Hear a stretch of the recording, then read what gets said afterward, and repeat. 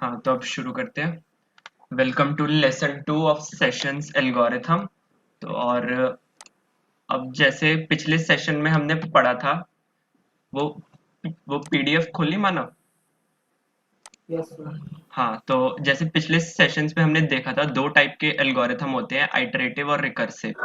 तो iterative part हम तो कंप्लीट कर चुके, जिसमें हमने फॉर लूप मतलब लूप्स की वो देखी थी वर्किंग, और टाइम कॉम्प्लेक्सिटी निकाल रही थे।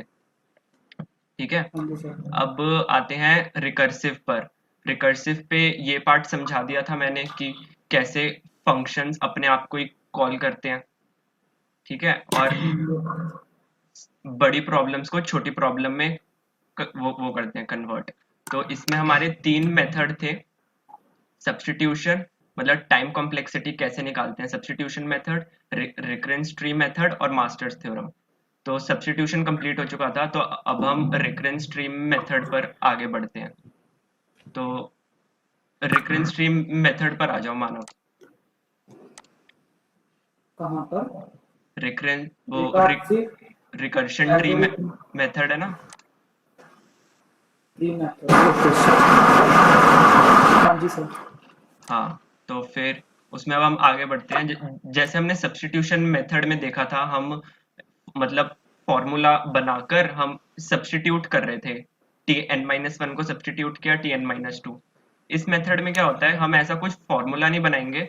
बस ये है कि हम ट्री मतलब एक तरह से ग्राफिकल देखेंगे कि कैसे फंक्शन परफॉर्म हो रहा है। तो जैसे फर्स्ट स्टेटमेंट पे आ जाओ। ये जो t t n, n equal to हाँ हाँ two T N by two plus c. हाँ, तो जैसे ये एक उन्होंने क्वेश्चन में दे दिया कि टी एन जो है वो to T N by two, मतलब दो बार आपका रिकर्शन कॉल हो रहा है, जो कि एन बाई टू पर मतलब डिवाइडिंग वाला। ठीक है। और यस सर। प्लस से डिनोट कर रहा है कि एक तरह से कॉन्स्ट जो बाकी के इंस्ट्रक्शंस है ना, वो कांस्टेंट वो ले रहे हैं टाइम। ठीक है। यस तो सर। सी को क्या एक तरह से वो मान लो प्रिंट स्टेटमेंट, क्योंकि प्रिंट भी हमारा कांस्टेंट वो लेता है टाइम। तो सी को अभी के लिए सिर्फ प्रिंट स्टेटमेंट मान लो। और तो नीचे ग्राफ दिखेगा, c t N by two और T N by two, yes sir. है ना। तो इसमें क्या हो रहा है कि जैसे टी एन मैंने एक बार जब कॉल किया, तब क्या किया कि उसने दो बार तो एन बाई टू पर फंक्शन को कॉल किया। ठीक है। और सी प्रिंट कर दिया। समझ गए। उल्टा चल रहा है सर इसमें, जैसे सी लिखा हुआ फिर उसको ब्रेक किया हुआ टी एन बाई टू में। हाँ, मतलब एक मैं वही बता रहा हूँ, जैसे सी हुआ, फिर टी एन बाई टू, फिर टी एन बाई टू। अभी ये यस चीज सर। ग्राफिकल स्पेस कॉम्प्लेक्सिटी में भी आएगी, तो उसमें भी तुम समझ जाओगे कैसे कॉल हुए। पर अभी के लिए ये देख लो कि टी एन में क्या हुआ, सी मतलब एक सी प्रिंट हो गया, और T N by two call हो गया, और दूसरी बार भी T N by two call हो गया। फिर नेक्स्ट ग्राफ में आओगे, तो उसमें क्या हुआ कि अब हम लेफ्ट वाला जो टी एन बाई टू है ना, उसको एक्सपेंड किया हमने। दिख रहा है। Yes sir. तो हमने लेफ्ट यस। वाले ग्राफ को जब एक्सपेंड किया, मतलब टी एन बाई टू को एक्सपेंड किया, तो सी प्रिंट हो गया दोबारा। और फिर हमने टी एन बाई फोर और T N by four call किया। Yes sir. ठीक है। तो ऐसे जब हमने हर एक मतलब हमने टी एन बाई टू को भी खोला, और टी एन बाई फोर को भी मतलब आगे सब प्रॉब्लम्स में डिवाइड करते गए, तो लास्ट में हमारे पास जैसे हम टी एन बाई एट पर आए, टी एन बाई एट पर आए, फिर हम ऐसे करते करते टी वन तक आ जाएंगे। Yes sir. ठीक है। तो अब देखो जैसे ये लास्ट वाले पार्ट में क्या दिखा रखा है। फर्स्ट लाइन में तो एक बार सी हुआ, मतलब प्रिंट, यस सर। है ना। और थर्ड वाली लाइन में देखो, दो बार प्रिंट हो रहे हैं ना सी, हाँ यस सर। है ना। और फिफ्थ वाली लाइन में चार चार बार सी बार। प्रिंट हो गया। तो ऐसे अगर हम हर लेयर पे देखें, तो फर्स्ट लेयर पे तो टोटल वर्क डन सी आ गया, क्योंकि एक ही बार हुआ प्रिंट। अब थर्ड लेयर पे हमारे पास टोटल वर्क डन टू सी, मतलब दो बार प्रिंट हुआ ना। हाँ ऐसे जी सर। 4 बार प्रिंट हुआ, फिर आगे जब हम बढ़ेंगे तो 8 बार प्रिंट होगा, फिर 16 बार। तो ये हमने एक पैटर्न देख लिया कि हर एक लेयर पर प्रिंट उसका दुगना हो रहा है। Yes sir. पहली बार 1, फिर 2, फिर 4, 8, 16, फिर ऐसे करते करते।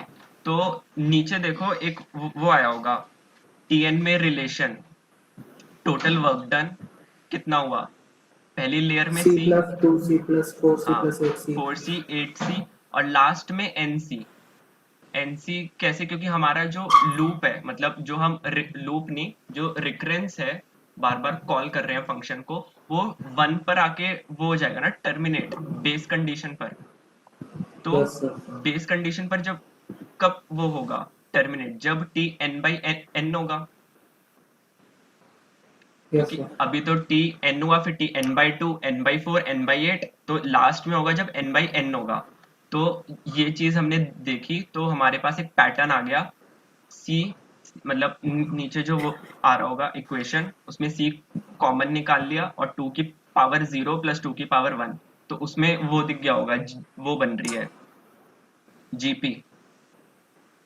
Yes sir. ठीक है, तो अब हमारे पास कितनी टर्म्स हो गई, ये 2 की पावर 0 से 2 की पावर k तक जा रहा है, और इसमें हमने के n, जो nc है ना, के n को एज्यूम कर लिया कि 2 की पावर k है। Okay sir. ठीक है, n को मान लिया 2 की पावर k है वो, तो हमने देखा तो टोटल टर्म्स हो गई हमारे पास k प्लस 1, यस सर। है ना। तो जब हम जीपी का इसमें फॉर्मूला लगाएंगे तो लास्ट में हमारे पास आएगा c, मतलब c तो कॉमन है क्योंकि वो है कांस्टेंट टाइम, और 2 की power k plus 1 minus 1। Yes sir. GP का फॉर्मूला लगा के ये आ गया। अब ये देखो कि हमारे पास 2 की पावर k प्लस 1 माइनस 1 है, और हमें आउटपुट मतलब n के टर्म्स में चाहिए ना टाइम कॉम्प्लेक्सिटी, तो अब हम k को n के टर्म्स में लाना चाहते हैं। तो हमने पहले एज्यूम कर रखा था कि n क्या होगा हमारा 2 की पावर k, यस सर। तो इस 2k प्लस 1 को मैं लिख सकता हूँ 2 की power k into 2, yes sir. 2n-1। है ना। तो हमारे पास फिर आ जाएगा c 2n-1। अब ये जो n है ये हमारा लीनियर है, मतलब 2n-1 लीनियर हुआ, तो टाइम कॉम्प्लेक्सिटी हमारी आ जाएगी ऑर्डर ऑफ n, मतलब बिग O ऑफ n। सही, यस सर। ठीक है। अब आते हैं सेकंड प्रॉब्लम पे। उसमें फर्स्ट प्रॉब्लम में क्या हो रहा था, हमने 2 बार कॉल किया और हमारा कांस्टेंट जो बाकी के इंस्ट्रक्शंस थे वो कांस्टेंट ले रहे थे टाइम। सेकंड प्रॉब्लम में उसका वो है कि इसमें 2 बार तो कॉल हो रहे हैं फंक्शंस, पर इस बार कांस्टेंट टाइम नहीं ले रहे, बाकी के इंस्ट्रक्शंस इस बार लीनियर टाइम ले रहे हैं प्लस n। Yes sir. ठीक है, तो अब क्या होगा इस चीज में कि हमने वही मतलब ग्राफिकल,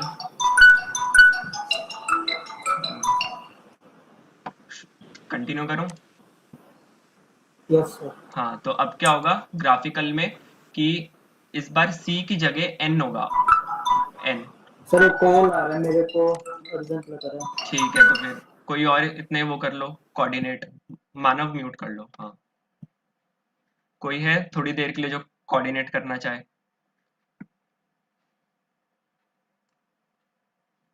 कोई भी आ जाओ। साहिल, साहिल अनम्यूट कर लो। Yes sir. हाँ, तो मैं अब तुम वो मतलब आवाज सही आ रही है। हाँ आवाज ठीक आ रही सर। हाँ, तो फिर अभी के लिए तुम कोऑर्डिनेट कर लो। तो ठीक है सर। ठीक है, तो अभी सेकंड प्रॉब्लम पर थे। बस थोड़ा सा लेट ज्वाइन है, कहाँ पर है सर, हम बता देना मेरी। अच्छा, लेट ज्वाइन हुए थे तो मैं बता देता हूँ, जो हमने लास्ट में छोड़ा था ना रिकर्शन ट्री मेथड पर। सर मेरे को एक क्वेश्चन पूछना है। हाँ सर जैसे आपने पहले वाले क्वेश्चन में ये किया ना, बाकी सब समझ आ गया इसमें। ये किया ना सी के नीचे की दो branches T N by two T N by two, है ना, हाँ उसके नीचे किया सी की अगेन अगेन दो ब्रांचेस है C O T N by two और जो सी है वो हमें गिवन है। नहीं, सी क्या है, एक तरह से हमारा कांस्टेंट टाइम है। जैसे ऐसे मान लो कि जो फंक्शन है ना वो 2 बार n/2 अपने फंक्शन को कॉल कर रहा है n/2 पर, और सी हमारे है कांस्टेंट टाइम। जो बाकी की इंस्ट्रक्शंस होंगी ना फंक्शन में, वो हमारी यस सर। कांस्टेंट टाइम ले रही है। तो एक तरह से मैंने मान लिया कि जो सी है वो मेरा प्रिंट स्टेटमेंट है। प्रिंट वो भी तो हमारा नीचे कांस्टेंट टाइम लेती है। जो नीचे वाले क्वेश्चन में हमने सी जैसे इसमें सी की अलग ब्रांच बना रखी है। हाँ अच्छा क्योंकि सी कांस्टेंट है इसलिए उसको अलग से ले रखी है ना। हाँ, मतलब सी ओके प्रिंट हो रहा है और फिर वो दो बाकी को वो कर रहा है, फंक्शन को कॉल। ठीक है। ठीक है, ओके और किसी को कोई डाउट?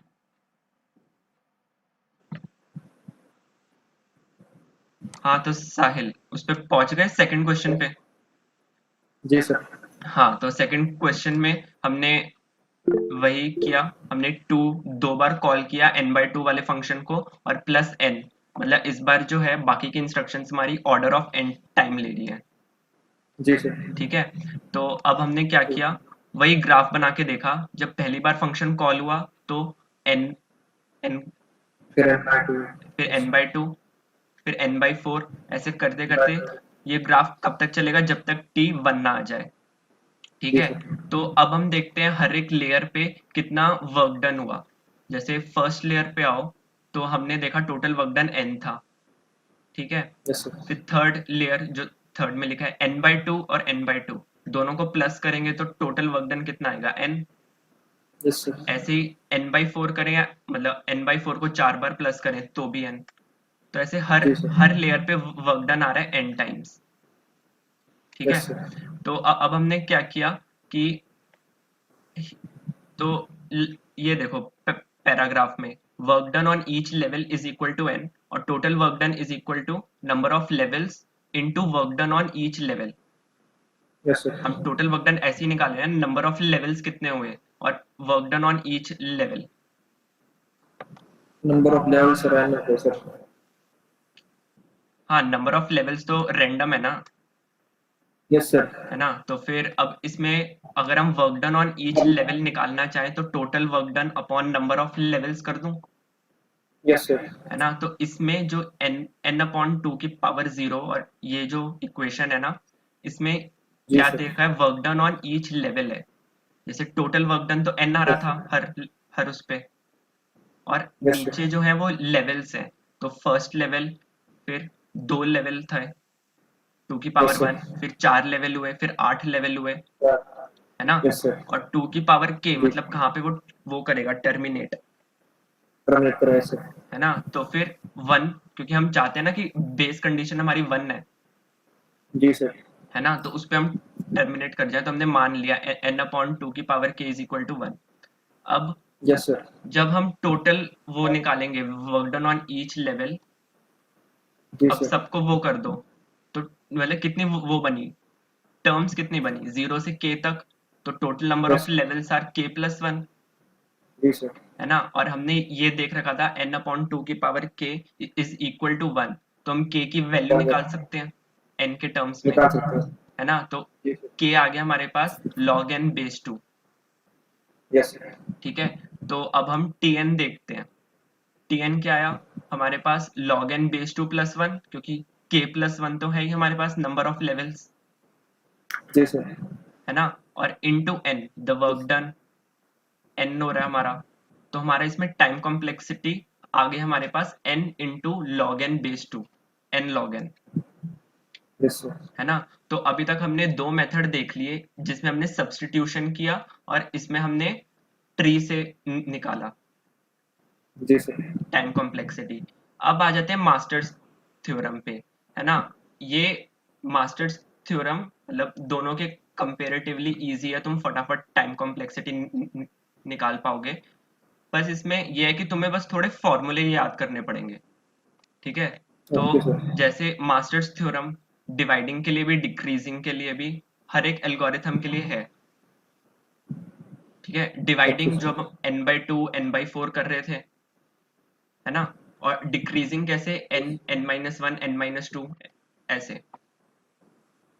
जो फंक्शन कॉल हो रहा था वो n-1 पर, फिर n-2, ठीक है। Yes, sir. अब मास्टर्स थ्योरम जो है डिवाइडिंग और रिकर्सिव उसका देख रहे हैं अभी, ठीक है।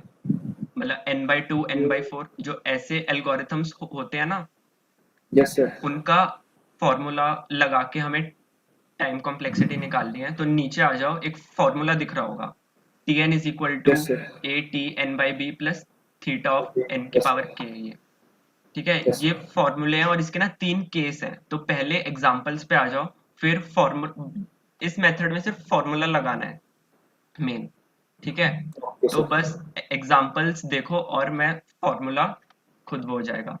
जैसे फर्स्ट एग्जांपल है Tn is equal to 3T(n/2 plus n square. तो इसको पहले फॉर्मूले से रिलेट करो। हमारा जो फॉर्मूला है वो AT(n/b) है, Yes, sir. तो इसमें हमारा जो 3 है वो A हो गया, और Yes, sir. A n हो बाई गया, बी two हो गया. है ना, b हमारा 2 हो गया। अब फिर आते हैं जो इक्वेशन दे रखी है थीटा ऑफ n की पावर k और log n की पावर p। अब Yes, sir. इस क्वेश्चन में log n तो है नहीं, No, sir. है ना, और n की पावर k मतलब k हमारा फिर 2 हो गया Two हो गया, और sir. p हमारा 0 हो गया। तो हमने पहले सारे मतलब a b k और p ये सारे वैल्यूज निकाल ली।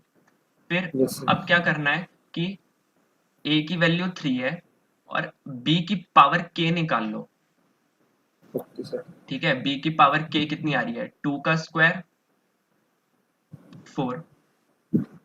Yes, sir. तो अब कंपेयर करो कि a बड़ा है कि b की पावर k बड़ी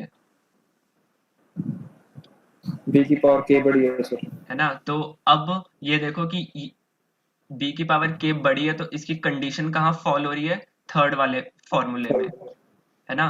Yes, sir. तो इसमें क्या कह रहा है कि a is less than b की पावर k, देन अगर p की value greater than equal to 0 हुई, Yes, sir. मतलब log n की जो पावर है ना, वो अगर 0 या उससे ज्यादा हुई तो फॉर्मूला क्या बनेगा, Tn is equal to theta of n की पावर k और log n की पावर p, Yes, sir. है ना। तो इससे हमने फिर n की पावर k डाल दो n स्क्वायर और log n की पावर p, तो p क्या है हमारा 0। Yes, sir. तो बस हमने Zero. Tn निकाल लिया, theta of n square, Yes, sir. ठीक है। तो ऐसे केस में बस तुम्हें ये जो फॉर्मूले है ना उनको देखना है, और मेन चीज है बस इसमें a और b की पावर k, वो Yes, sir. ये कंडीशन तुम्हें ये बता दी किस क्राइटेरिया पे फॉल कर रही है कंडीशन, ठीक है। अब Okay, सेकंड sir. प्रॉब्लम पे आ जाओ, उसमें दे रखा है 2 की power n Tn/2 plus n की पावर n।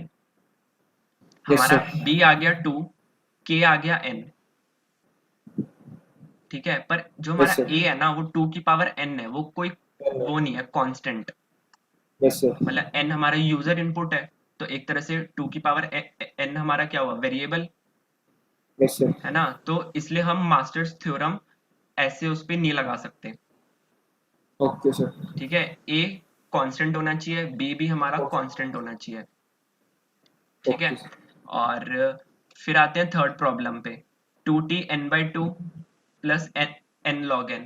इसमें n की पावर 1, तो मतलब k की वैल्यू कितनी होगी 1, log n की पावर कितनी है 1, तो p की वैल्यू भी 1, और a और b हमारे दोनों 2 हैं।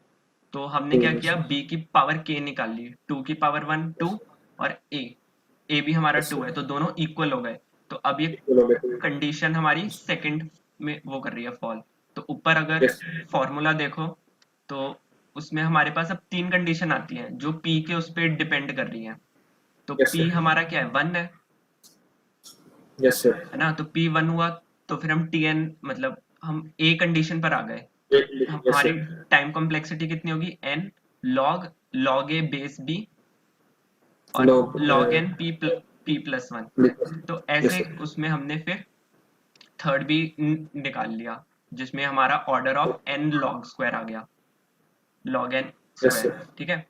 तो ऐसे ही उसमें अब ये आगे भी फॉर्मूला बेस्ड है ना, बस तुम्हें फॉर्मूला लगाना आना चाहिए। और Yes, इसमें sir. कुछ जैसे अब तुमने तीनों मेथड देखे है ना, तो जी सर। इन तीनों में मतलब कंफ्यूजन रहेगी कौन सा वो लगाए, है ना, यस सर। टाइम कॉम्प्लेक्सिटी के लिए। तो एक टेक्निक ये मान लो, जैसे हमने ये पढ़ा, डिक्रीजिंग है एल्गोरिथम्स हैं और डिवाइडिंग एल्गोरिथम्स हैं, बेसिकली यस यही आते सर। हैं हमारे पास, ठीक है। मतलब मोस्ट ऑफ द एल्गोरिथम्स या तो डिक्रीजिंग होंगे या डिवाइडिंग होंगे। तो इसमें क्या करो, डिवाइडिंग में तो तुम मास्टर्स थ्योरम याद कर लो, ओके सर। ठीक है। मतलब ये तुम्हारा डिवाइडिंग जैसा भी होगा तो तुम मास्टर्स थ्योरम से फटाफट निकाल पाओगे। और जो डिक्रीजिंग है ना, डिक्रीजिंग एल्गोरिथम्स, उनमें तुम सब्स्टिट्यूशन लगा लो, क्योंकि सब्स्टिट्यूशन इजीली लग जाएगा, जी सर। है ना, डिक्रीजिंग वाले एल्गोरिथम्स में। तो हमारे पास सब्स्टिट्यूशन और मास्टर्स के लिए हो गया। और जो जब ऐसे क्वेश्चंस आए ना जहाँ पे तुम समझ ना पाओ कि डिवाइडिंग में जी सपोज करो tn जो है वो 2 बार कॉल कर रहा है फंक्शन को, पर एक बार n/4 और एक बार n/2, यस सर। समझ गए, मतलब डिफरेंट डिफरेंट कॉल्स वो चल रहे हैं, कॉल हो रही है ना। है। Yes sir. तो उस केस में ग्राफ बना के देख लो कि कितना वर्क डन हो रहा है हर एक लेवल पर, यस सर। ठीक है। तो यहाँ पे तुम्हारा एक टाइम कॉम्प्लेक्सिटी वाला जो लेसन 1 था वो कंप्लीट हो चुका।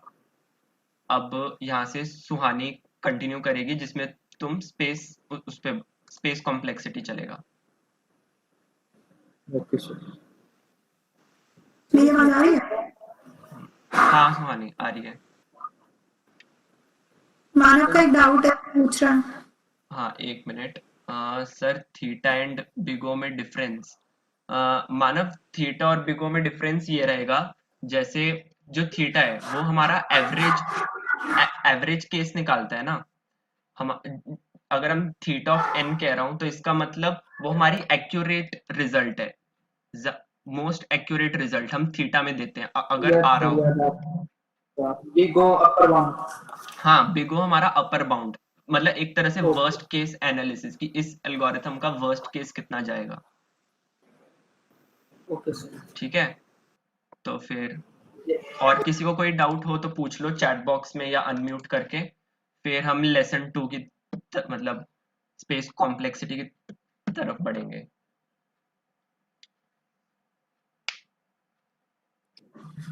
ठीक है सुहानी, फिर कंटिन्यू कर। ठीक है, अच्छा मैं एक लिंक भेज रही हूँ, सभी वो ओपन कर लो।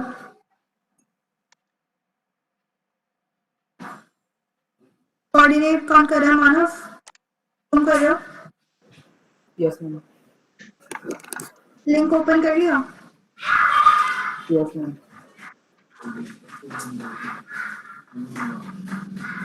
तो मानव ने कर लिया, तो मैं समझ रही हूँ कि सबने कर ही लिया होगा ओपन। तो अब तक टाइम कॉम्प्लेक्सिटी आपने देखा कैसे एनालाइज करते हो आप किसी भी एल्गोरिथम की, एंड अब हम देखेंगे स्पेस कॉम्प्लेक्सिटी। तो मानव, स्पेस कॉम्प्लेक्सिटी से आप क्या समझते हो? मतलब कोई आइडिया जो क्या होगा? जो एल्गोरिथम जितना स्पेस लेगा रैम में।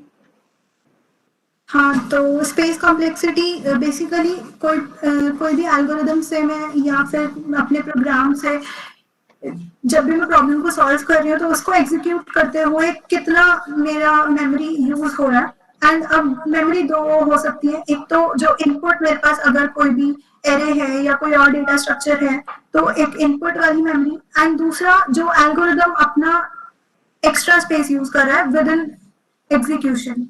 तो वो जो एक्स्ट्रा स्पेस एल्गोरिदम यूज करता है उसको हम ऑक्सिलरी स्पेस बोलते हैं।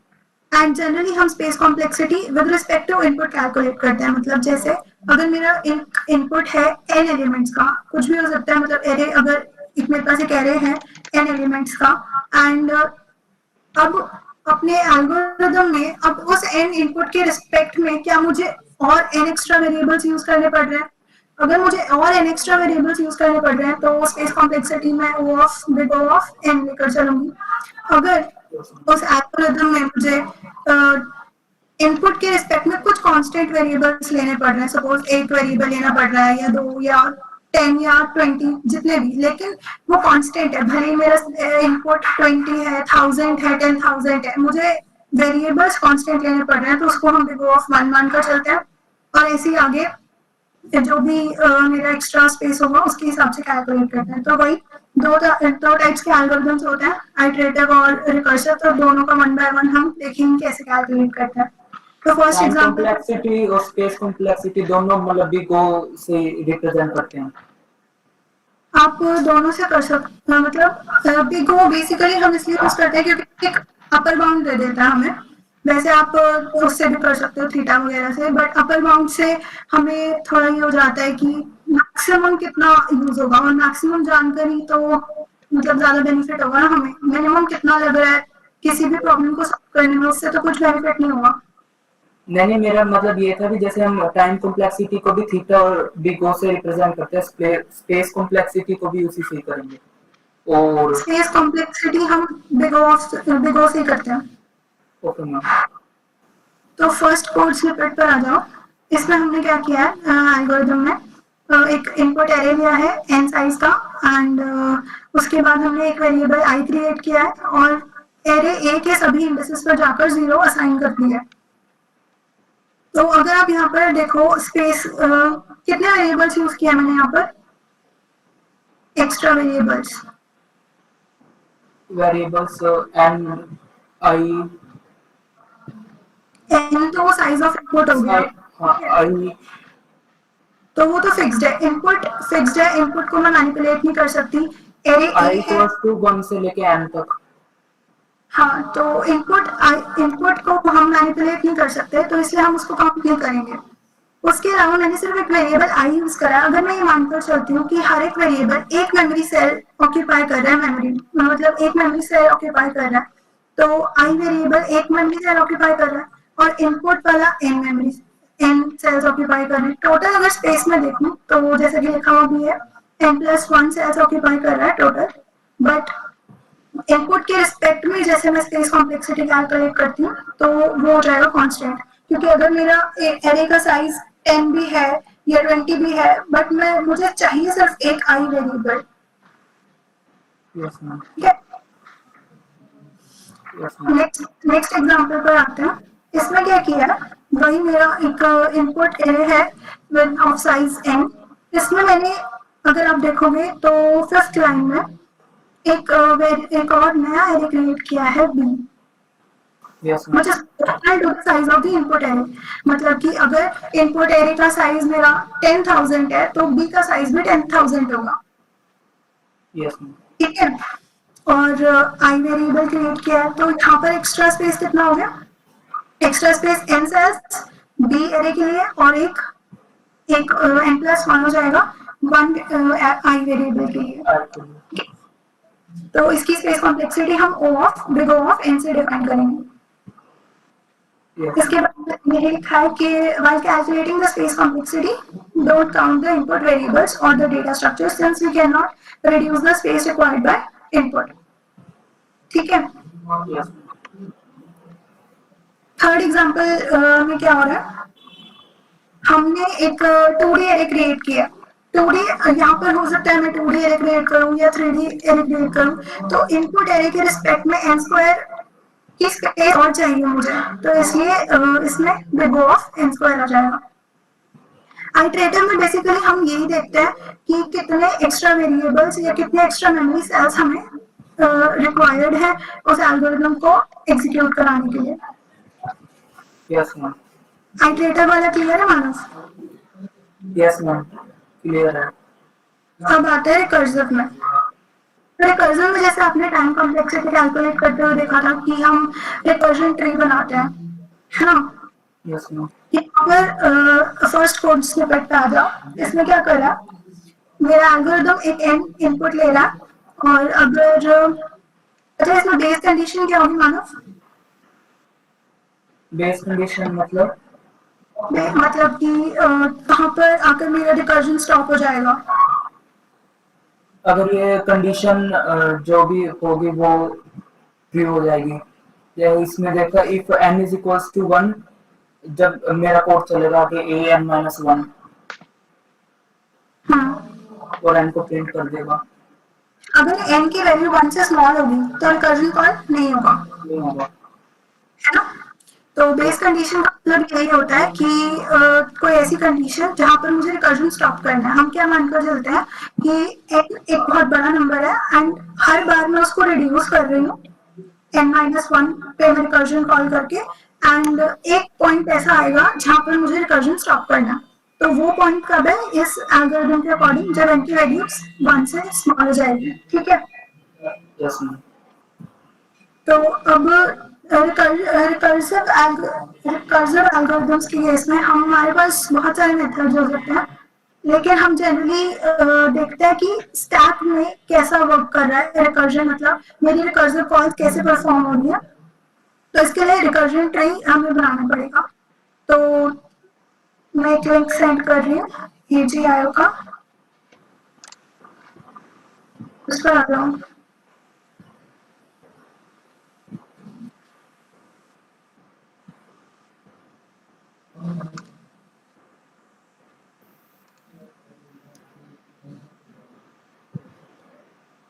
आ गए मैम। आ गए, इस पर सभी आ गए। देखो ये एडिट मत करो, इतना तो मैं एक्सपेक्ट कर सकती हूँ कि कोई नहीं करेगा इसको।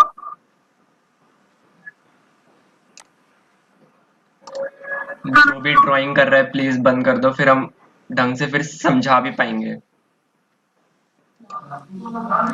हाँ मानव, इस वाले में मैंने क्या किया कि हर बार मैं एक n-1, अगर मेरा इनपुट n है तो मैं n-1 पे रिकर्जन कॉल कर रही हूँ और साथ में प्रिंट करा रही हूँ। उसके बाद मतलब 2 ऑपरेशंस परफॉर्म हो रहे हैं। ठीक है, हाँ जी। तो इस पे आ जाओगे AGIO पे। अगर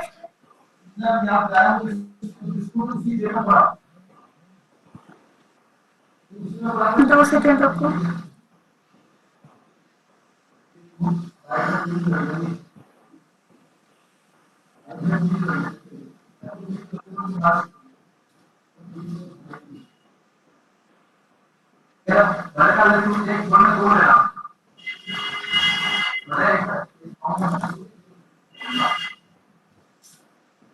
ये जो अभी नया लिंक भेजा ना, इस पर आ जाओ और प्लीज अब यार कोई वो मत करो, एडिट मत करना।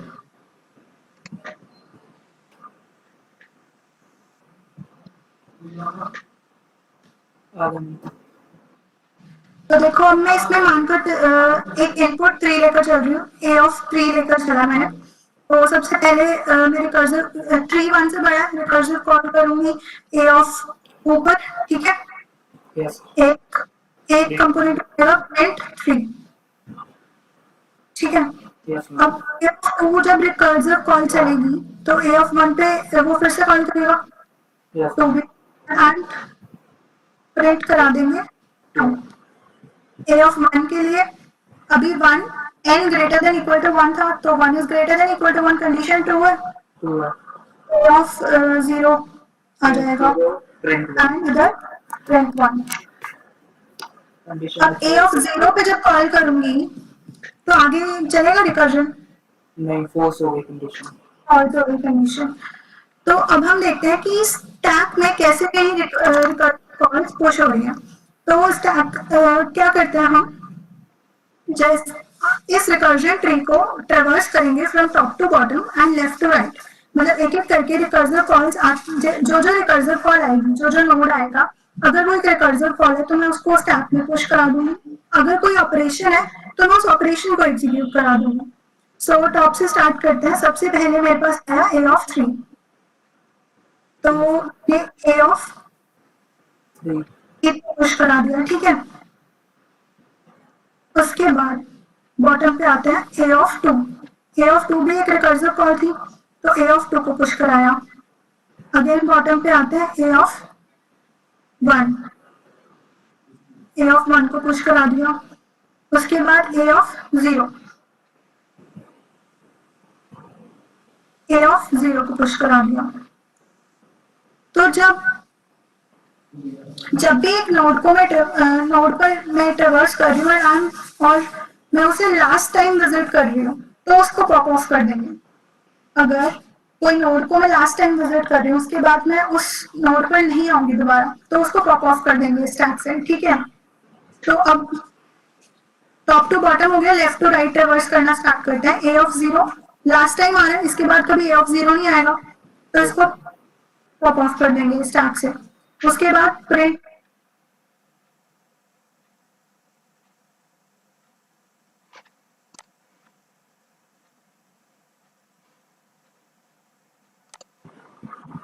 फिर आ गया प्रिंट 2, आउटपुट में 2 प्रिंट करा।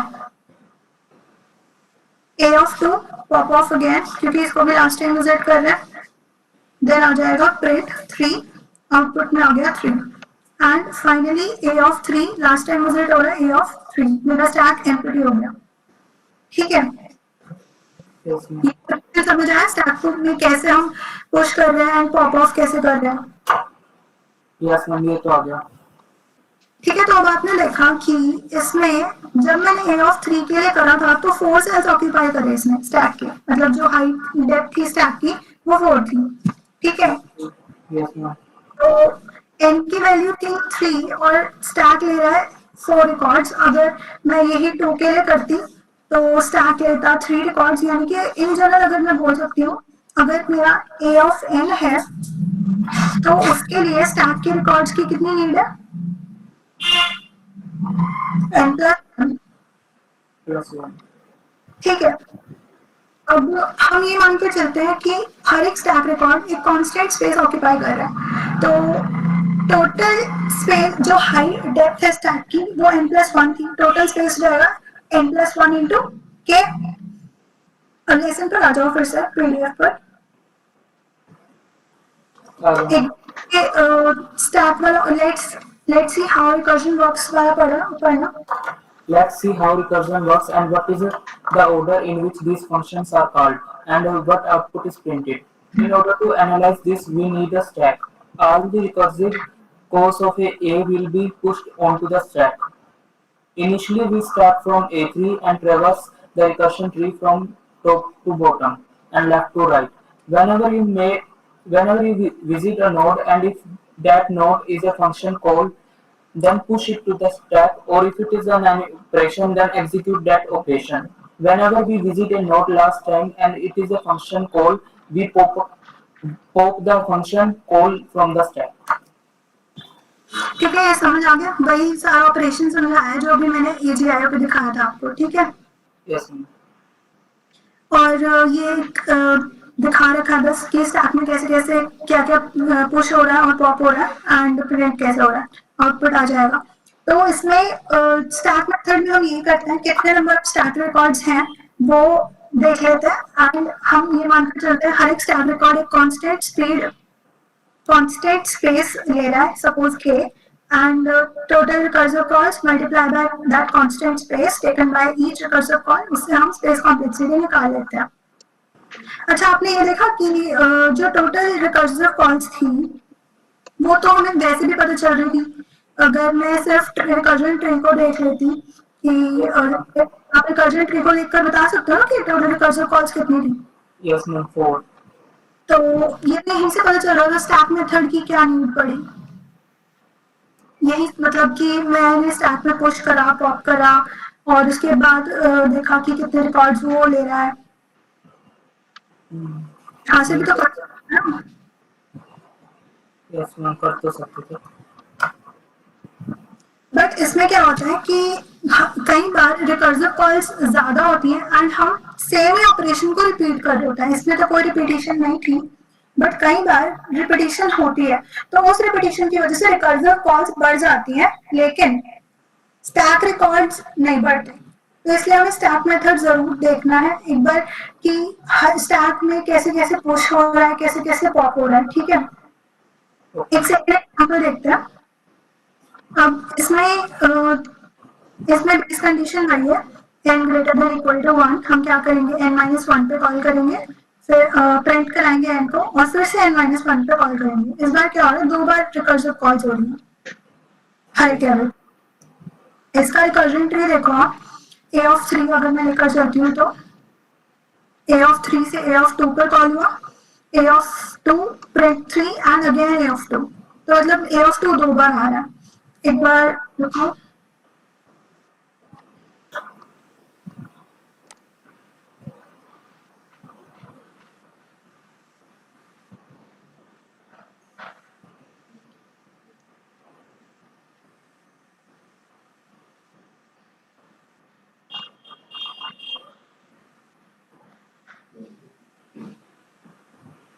इस पर आ जाओ, AGI ऊपर ही।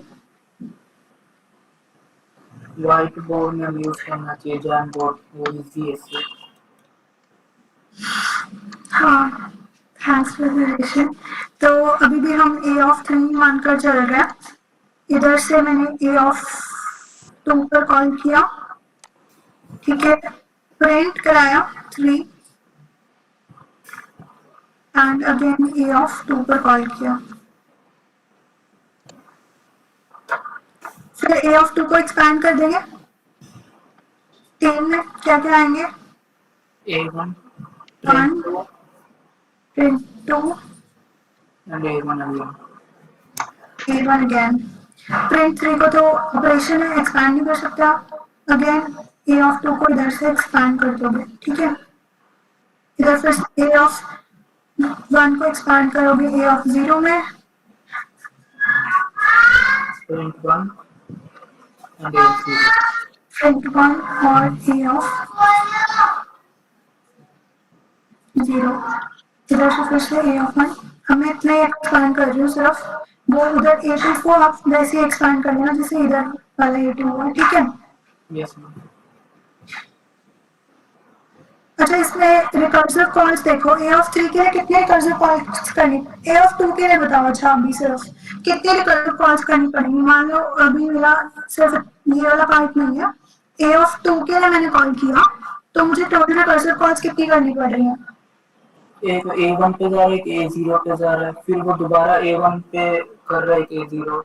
हाँ, तो काउंट करो ना कितने रिकर्सिव कॉल्स होंगे। A of 2 1, फिर ये A of 1 2 3 4 5 6 7 7 बन रही है ना। Yes ma'am, P1 and A0। Yes ma'am. P1 की बात नहीं कर रही हूँ मैं, सिर्फ रिकर्सिव कॉल्स देखना है। ये वाला A2 पे A1 और A0 पहले। देखो, एक तो ये हो गया यस मैम। फर्स्ट, सेकेंड ये वाला, A1। फोर्थ, फिफ्थ ये, six and 7, total 7 recursive calls हो गई A of 2 के लिए। Yes ma'am. तो A of 2 के लिए 7 रिकर्सिव कॉल्स थी। अगर A of 1 के लिए मैं देखूँ तो कितने रिकर्सिव कॉल्स हैं? सिर्फ इस पार्ट को देख लो। एक A1 के लिए 2 रिकर्सिव कॉल है। इस फर्स्ट कॉल को भी तो काउंट करोगे? यस मैम, 3 हो गई। 3 हो गए। कुछ पैटर्न दिख रहा है आपको इस दोनों में, इन दोनों में? 7 3। 2 के लिए 7 था, 1 के लिए 3 है। कुछ पैटर्न ऑब्जर्व कर सकते हो? 1 + 2 2 + 4, 2 की पावर में ऐड हो रहा है। मतलब जैसे 1 के लिए था 3 है तो 1 + 2, 2 के लिए फिर 2 की पावर 2 ऐड कर देंगे। नहीं बोल रहा। ये देखो 2 के लिए आप देखो 8 - 1 7 है ना? 8 - 1 7 और 4 - 1 3। अब देखो तो n के लिए क्या हो रहा है? 2 की पावर n + 1 - 1, 2 की पावर n + 1 - 1। ये total number of recursive calls हो रही है। तो मैंने पिछले अभी जब मैंने पूछा था कि अगर मैं सिर्फ रिकर्सिव कॉल्स काउंट कर लूं तो उससे भी तो निकाल सकते हैं स्पेस कॉम्प्लेक्सिटी। तो इसका मतलब तो इसकी स्पेस कॉम्प्लेक्सिटी 2 की पावर n + 1 मतलब एक्सपोनेंशियल स्पेस कॉम्प्लेक्सिटी हो गई इसके अकॉर्डिंग, तो अगर हम देखें, है ना? Yes ma'am. बट एक बार स्टैक को देखते हैं, स्टैक में कैसे जाएगा। अब इतनी आ जाओ लेसन पर, ट्रेवर्स करना स्टार्ट करते हैं। सबसे पहले A of 3 को नीचे स्टैक जो बनाया हुआ है उसको देखो। सबसे पहले एम्प्टी था, उसके बाद A of 3 को पुश कराया, डाउन A of 2 को पुश कराया, top to bottom left to right reverse करें, फिर A of 1 के बाद A of 0, ठीक है। Yes ma'am. ए ऑफ 0 तक आ गए। अब ए ऑफ 0 को लास्ट टाइम विजिट कर रहे थे तो पॉप ऑफ कर देंगे। ए ऑफ 0 को पॉप ऑफ करा एंड उसके बाद प्रिंट का ऑपरेशन आ रहा है, print one, yes ma'am. Print one कर दिया। फिर अब ए ऑफ 0 को फर्स्ट टाइम एनकाउंटर कर रहे हैं, इसको पुश कराया हमने। Yes ma'am. Again A of 0 को लास्ट टाइम विजिट कर रहे हैं, पॉप ऑफ करा दिया। समझ पा रहे हैं? एजीआईओ को दिखाऊंगा एक बार। एजीआईओ के करा दूंगा मैम, इसका कंफ्यूजन हो रही है क्योंकि प्रीव्यू पर है। रुको रुको,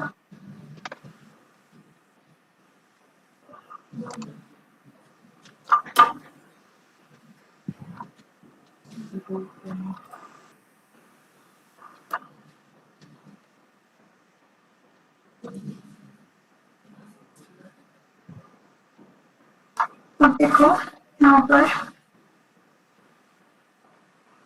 ए of 3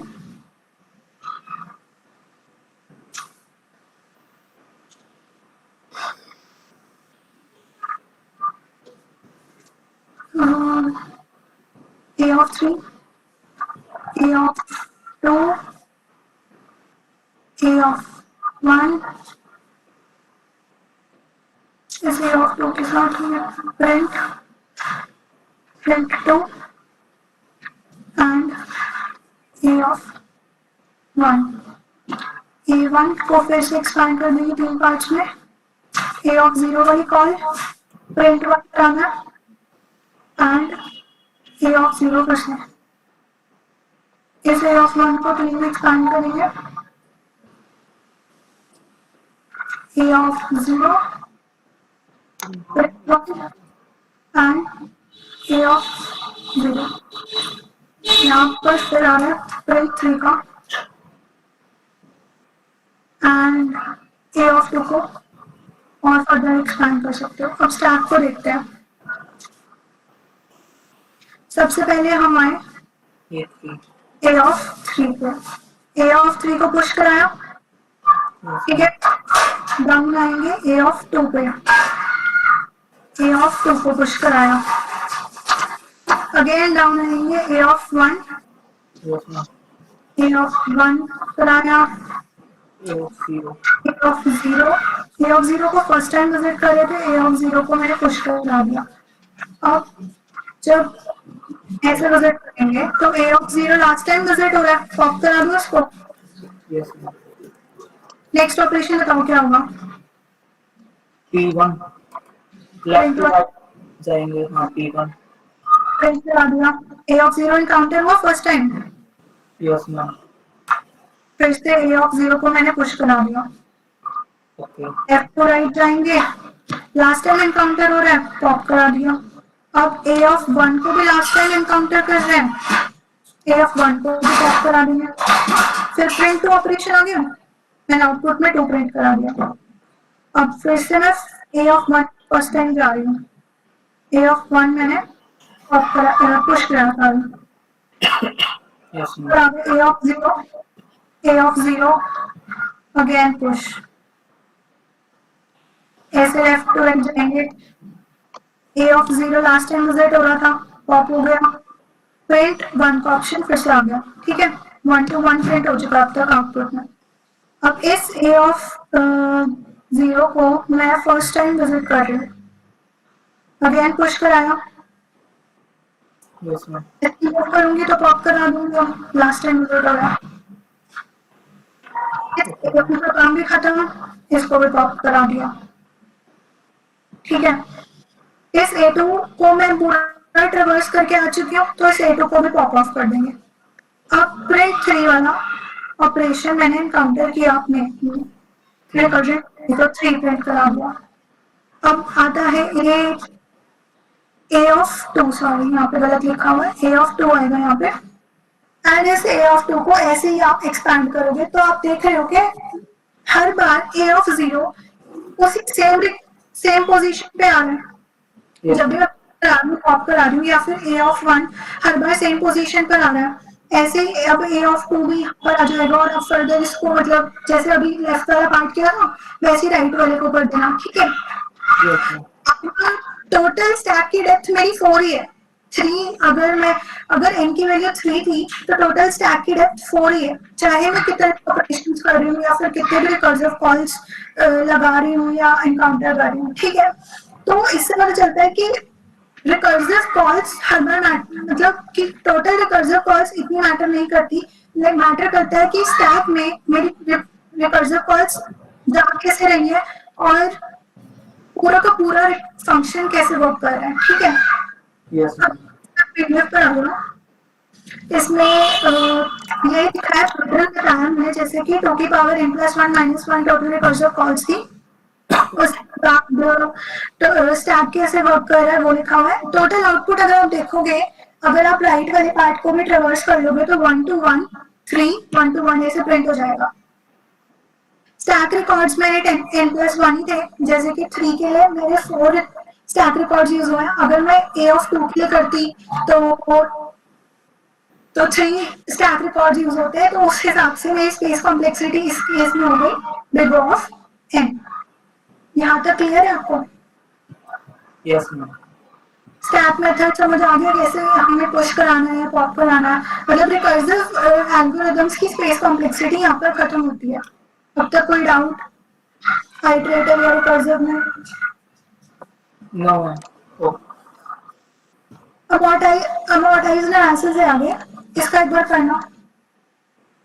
it is a type of analysis in which instead of finding out the time complexity of per operation in data structure, we calculate the total time complexity of n operations and then find out the average time complexity, that is total time by n per operation. With the help of amortized analysis, we can show the average time of operation would be small as compared to single operation time. अच्छा, तो कई बार क्या होता है कि मैंने एक बार operation किया तो उसकी कॉस्ट बहुत ज्यादा लग रही है, मतलब बहुत ज्यादा स्पेस वो ऑक्यूपाई कर रहे हैं या टाइम ज्यादा लग रहा है, और अगली नेक्स्ट दोबारा ऑपरेशन लगाया तब इतना टाइम नहीं लगा। मतलब जैसे आपने वो लिखा है, मतलब डायनेमिक एरेज का कॉन्सेप्ट पता है आपको? हाँ, थोड़ा बहुत पता है। तो मतलब तो उसमें कैसे करते हो? जैसे अगर मान लो मेरे पास एक एलिमेंट है, मतलब एक ही साइज एरे का 1 था और आप सेकेंड एलिमेंट डालना चाहते हो उसमें, तो कैसे करते थे? उसमें डायनेमिकली डालने के लिए तो हम न्यू कीवर्ड का यूज करते C++ में। नहीं, डायनेमिकली नहीं डाल रहे हो, मतलब एरे का साइज सपोज 1 है, आपने 1 एलिमेंट उसमें डाल दिया, अब आप सेकेंड एलिमेंट उसमें डालना चाहते हो तो कैसे डालेगा डाल? ही डालेगा ही नहीं, क्योंकि एक हमने डिक्लेयर ही एक साइज किया है।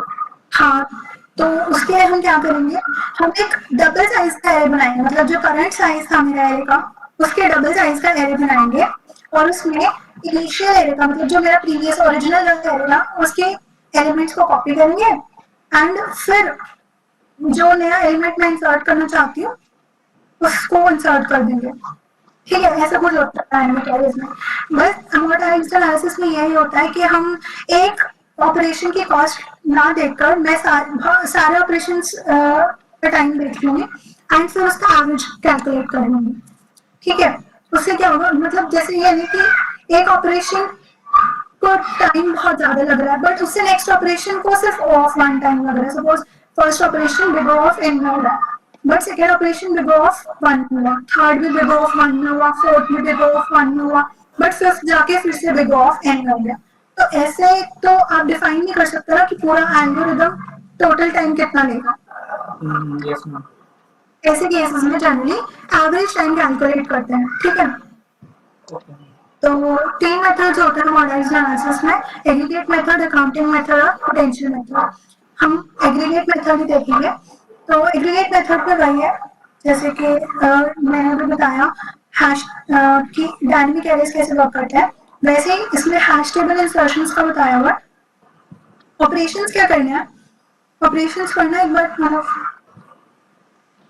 Increase the size of table array whenever it gets full.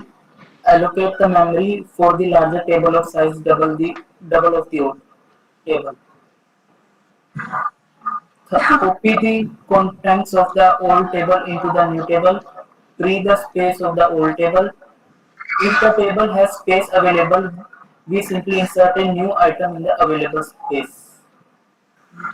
हाँ, तो इसमें ये बोला है कि जैसे मैंने बोला था अभी कि अगर मेरा एरे फुल हो गया तो मैं उसका साइज बढ़ाने के लिए क्या करूंगी, एक नई मेमोरी लूंगी लार्ज साइज की, मतलब डबल लेंगे और पुराने साइज से डबल साइज का एक नया एरे बनाएंगे, कॉपी करेंगे पुराने एरे के कंटेंट्स को नए एरे में और पुराना एरे डिलीट कर देंगे, ठीक है।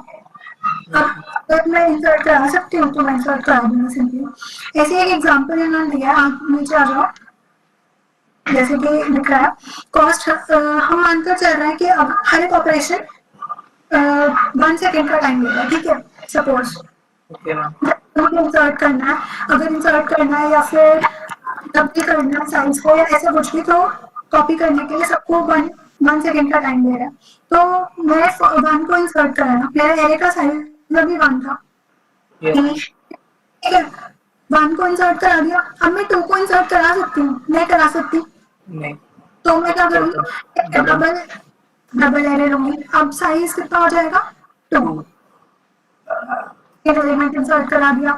अब थर्ड एलिमेंट इंसर्ट कराना चाहती हूँ, इंसर्ट करा सकती हूँ, नहीं, है ना, डबल नहीं, क्योंकि साइज 2 था। अब फिर से डबल करूंगी तो साइज कितना हो गया, 4 तो थर्ड एलिमेंट को इंसर्ट करा सकते हैं आराम से, यस मैम, फोर्थ एलिमेंट को भी इंसर्ट करा सकते हैं, है ना। यस मैम, मैं फिफ्थ एलिमेंट इंसर्ट कराना चाहती हूँ, नहीं हो पाएगा, नहीं हो पाएगा, फिर से डबल करेंगे, डबल करूंगी तो मुझे पुराने एरे के सारे एलिमेंट्स को इधर कॉपी करना पड़ेगा। यस मैम, 1 2 3 4 कॉपी किया, उसके बाद फिफ्थ को इंसर्ट कराया।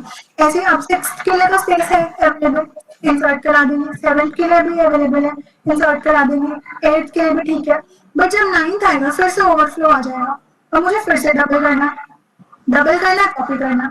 यस तो नीचे आ जाओ, टाइम कॉम्प्लेक्सिटी लिखा है सभी ऑपरेशंस की, मतलब जब मैं फर्स्ट एलिमेंट डालना चाहती थी और मेरा टेबल का साइज भी 1 था तो कॉस्ट 1 लगी, मतलब 1 सेकेंड का टाइम लगा। अब मैं सेकेंड एलिमेंट डालना चाहती हूँ तो मुझे कॉपी करना पड़ा, यस मैम, रिसाइज करके कॉपी करना पड़ा। तो अब साइज हो गए 2, तो मैंने क्या किया, 1 को कॉपी किया और 2 को इंसर्ट कराया, तो 2 सेकेंड का टाइम लगेगा।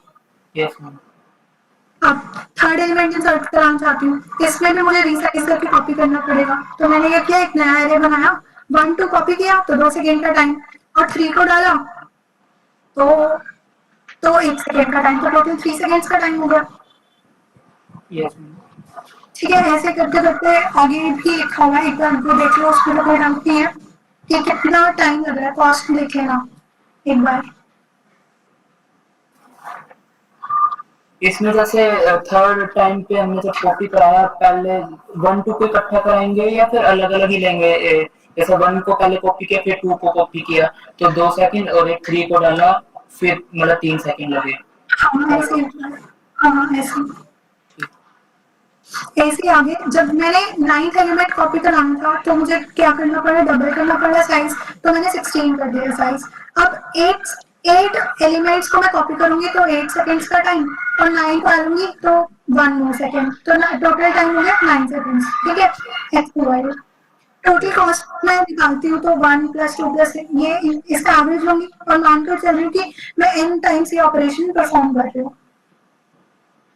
तो अब क्या किया है, सारी की सारी जो जैसे ये लिखा, we can simplify the above series by breaking, सारे के सारे 2 3 5 ये जो बड़े नंबर्स थे इनको ब्रेक कर दिया, 2 को 1 + 1, 3 को 1 + 2, 5 को 1 + 4, तो इससे मेरे पास 1 2 4 8 ये लिखा है, जीपी बन गया।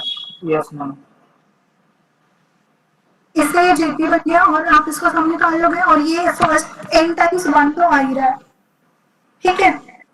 यस मैम, तो ये 1 2 4 कितने टर्म्स हो गए, कैसे मतलब लोग इसमें लिखा हो लोग, ये आगे ये जाएगा कि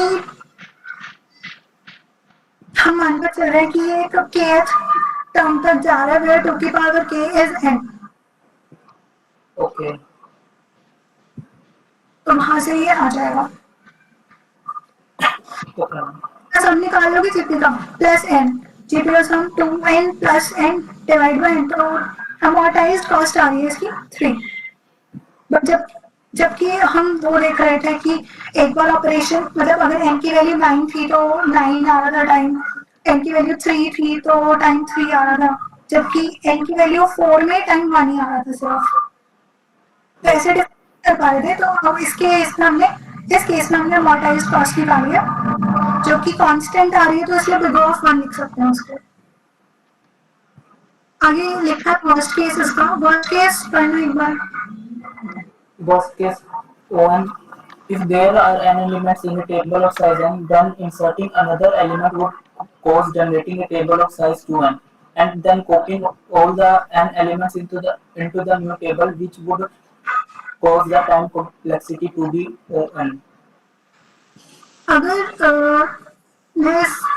अगर मैं इसको आगे आगे कंटिन्यू करते चली जाऊँ n तक, तो मैंने कहूँगी कि nth एलिमेंट पर मुझे टोटल n मतलब अगर मैं n+1 एलिमेंट डालना चाहती हूँ तो 2n साइज का एरे बनाना पड़ेगा सबसे पहले। उसके बाद फर्स्ट एलिमेंट्स को कॉपी करना पड़ेगा। उसके बाद फिर मैं n+1 एलिमेंट इंसर्ट कराऊंगी, तो टाइम कॉम्प्लेक्सिटी इस केस में बिग O ऑफ n आ जाएगी। ये इसका वर्स्ट केस होगा। सो दैट्स इट मेरी साइड से इतना ही था। कोई डाउट आपको स्पेस कॉम्प्लेक्सिटी में या टाइम कॉम्प्लेक्सिटी में कोई भी लगा हो तो? ठीक है, ये इसमें तीन ये थे, hash tables, play trees and distant sets, ये क्या है? क्या? हाँ, 2 सेकंड रुको।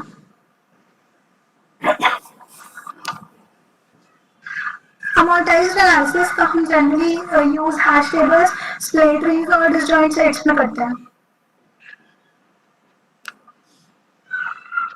अच्छा, ये एप्लीकेशन डेटा स्ट्रक्चर्स हैं, आप इसके बारे में गूगल कर सकते हो।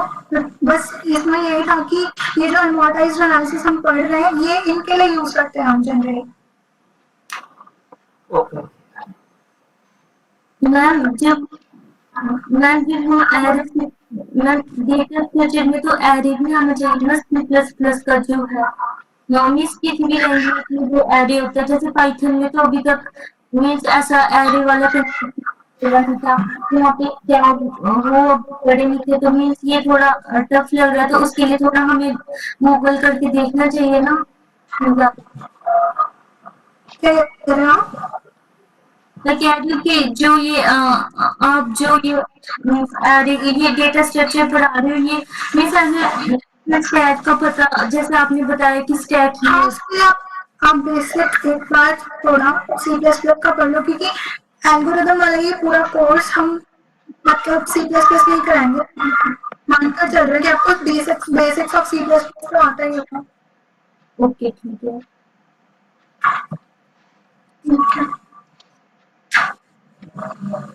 आरती, ये जो इसमें तुमने बोला पाइथन और C++ का, मैं पहले एक डाउट क्लियर कर देता हूँ। जो इंटरव्यूअर होता है ना, वो अगर सपोज करो तुम सिर्फ प्रोग्रामिंग लैंग्वेज जो हो तुम प्रोजेक्ट के हिसाब से लेते हो, अगर वेब डेवलपमेंट कर रहे हो तो जावास्क्रिप्ट पे जाओगे या कोई भी वेब डेवलपमेंट वाली लैंग्वेज, है ना। डेटा एनालिसिस कर रहे हो तो पाइथन का यूज करोगे, है ना। अब जो इंटरव्यूअर है वो क्या सोचेगा कि तुम्हें पहले C++ आनी चाहिए, है ना। उसके लिए तुम्हें बेसिक्स पता होने चाहिए कि एरेज क्या होती हैं, स्टैटिक एरे होती है और डायनामिक एरे होती है ना। तो स्टैटिक एरेज तो हम सीधा अभी तक हम डिक्लेयर करते हुए आ ही रहे थे, इंट ARR स्क्वायर ब्रैकेट्स, वो हमारी स्टैटिक एरे है। पर ये जो हमने अभी पढ़ा स्पेस में एमोर्टाइज्ड एनालिसिस, ये चीज बताती है कि अगर तुम्हें कोई चीज, जैसे C++ में एक लाइब्रेरी है वेक्टर, जिसे हम डायनामिक एरे यूज करते हैं ना, वेक्टर, वो वेक्टर जो है ये इस बेसिस पे ये एमोर्टाइज्ड एनालिसिस जो है ना, इस पे जुड़ा हुआ है। जो कॉन्सेप्ट है वो ये है कि कैसे हम वेक्टर में तो क्या है, हमें बार बार रीसाइज नहीं करना पड़ता, सीधा पुश करते गए एलिमेंट्स को और हमारी एरे बनती जा रही है। तो ऐसे उसमें हम एमोर्टाइज्ड एनालिसिस की हेल्प लेते हैं। डाउट क्लियर हो गया?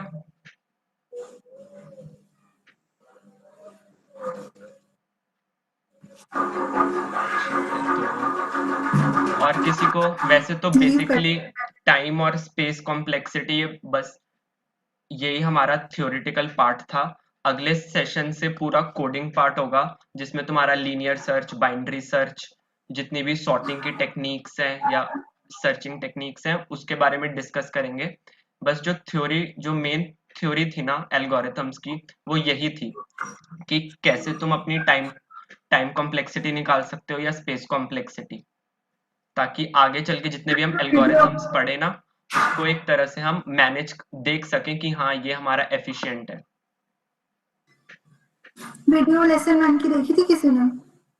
नहीं, वो अभी तक इनको शायद लिंक शेयर नहीं, मतलब ओपन नहीं हुआ।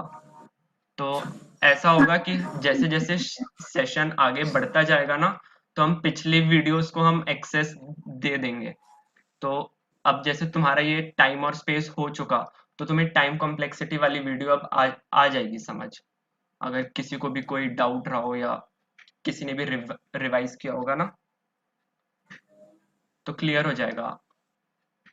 और हाँ, जो हमने एक चीज और दो चीजें पढ़ी थी, आइटरेटिव और रिकर्सिव, है ना। तो एक एल्गोरिथम्स में एक पार्ट है कि अगर तुम इस रिकर्सिव कोई भी एल्गोरिथम अगर रिकर्सिव बना रहे हो ना उसको हम आइटरेटिव में भी वो कर सकते हैं कन्वर्ट।